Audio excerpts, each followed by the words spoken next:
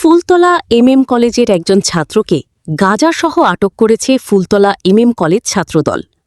সারা দেশে মাদকের বিরুদ্ধে যে অভিযান চলছে তারই অংশ হিসাবে রবিবার ফুলতলা কলেজ ছাত্রদল কলেজ ক্যাম্পাস থেকে ওই কলেজের এক ছাত্রকে মাদকসহ আটক করে।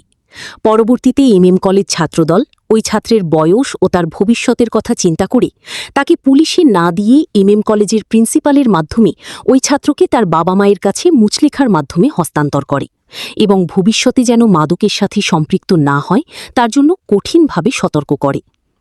এ সময় উপস্থিতি ছিলেন ফুলতলা উপজেলা ছাত্রদলের যুগ্ম আহ্বায়ক শেখ সিয়াম আজাদ, সাধারণ সম্পাদক কাজী মোহাম্মদ মহিউদ্দিন, সাংগঠনিক সম্পাদক সৈয়দ নিয়ামুল হাসান সামি। এ সময় আরও উপস্থিত ছিলেন ফুলতলা উপজেলা ছাত্রদল নেতা মোহাম্মদ মামুন মোল্লা, শেখ নাফিজ, লিকু, শাহরিয়ার, বাদল, শাহরিয়ার সহ ফুলতলা উপজেলা ছাত্রদল ও ফুলতলা কলেজ ছাত্রদলের নেতাকর্মীরা। ফুলতলা কলেজ ছাত্রদল নেতারা বলেছেন, কলেজকে মাদক ও সন্ত্রাসমুক্ত করতে যা যা করণীয় তা করতে প্রস্তুত কলেজ ছাত্রদল। কলেজ ছাত্রদলের এমন সাহসী কর্মকাণ্ডকে সাধুবাদ জানিয়েছে ফুলতলা উপজেলা ছাত্রদলের সদস্য সচিব ইসিম ফয়সাল শেখ। মাদক বিরোধী অভিযানে ছাত্রদল সবসময় সক্রিয় ভূমিকা পালন করে আসতেছে। তারই ধারাবাহিকতায় আমরা সন্দেহমূলক কাউকে দেখলেই চেষ্টা করি আসলে যে সে মাদকের সাথে বা কোনো রকম অনলাইন বেটিংয়ের সাথে সম্পৃক্ত আছে কিনা, এটি কেন্দ্রীয় ছাত্রদলের নির্দেশ। ইভেন বর্তমান প্রধানমন্ত্রী, স্বরাষ্ট্রমন্ত্রী মাদকের বিষয়ে যে জিরো টলারেন্স ঘোষণা করেছে তারই পরিপ্রেক্ষিতে আমরা ছাত্রদল সক্রিয় ভূমিকা পালন করছি ফুলতলাতে এবং আমাদের শিক্ষা প্রতিষ্ঠানগুলোতে। তারই ধারাবাহিকতায় আজকে স্বাধীন নামের একটা ছেলেকে আমরা মাদকসহ গাঁজাসহ আটক করতে পেরেছি এবং এ বিষয়ে আমরা স্থানীয়দের জানিয়েছি। সিদ্ধান্ত যেহেতু তার বয়স অল্প, এখনই তাকে থানায় দেওয়ার সিদ্ধান্ত আমরা প্রশাসনের কাছে দিব কিনা এই বিষয়ে তার পরিবারের সাথে কথা বলতে যাচ্ছি। তার পরিবারের লোক আসলে আমরা তার সাথে কথা বলে তারপর প্রশাসনের হাতে দেওয়ার চেষ্টা করব। আমাদের এই মাদক বিরুদ্ধে অভিযান চলমান থাকবে।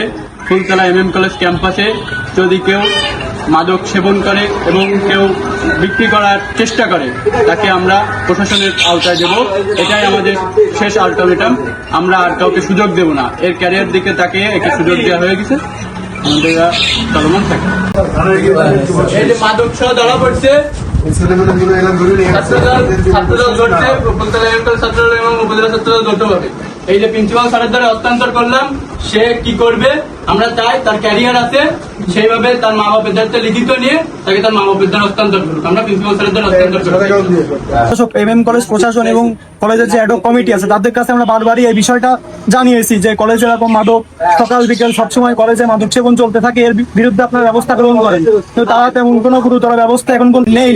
এর পরিপ্রেক্ষিতে আজকে আমরা একটি ছেলেকে হাতে নাতে ধরি, তাদের আমরা কলেজ প্রশাসনের কাছে হস্তান্তর করি। তারা সেটি কলেজ প্রশাসন সেটাই তাদের নিজ দায়িত্ব, সেটা তাদের যে ছেলে অপরাধী ছিল তার মা বাবাকে ছেলেকে বুঝিয়ে দিয়েছে। কলেজের একটা ছাত্র সে বাইরে মাদকদ্রব্য সহ ধরা পড়ছে।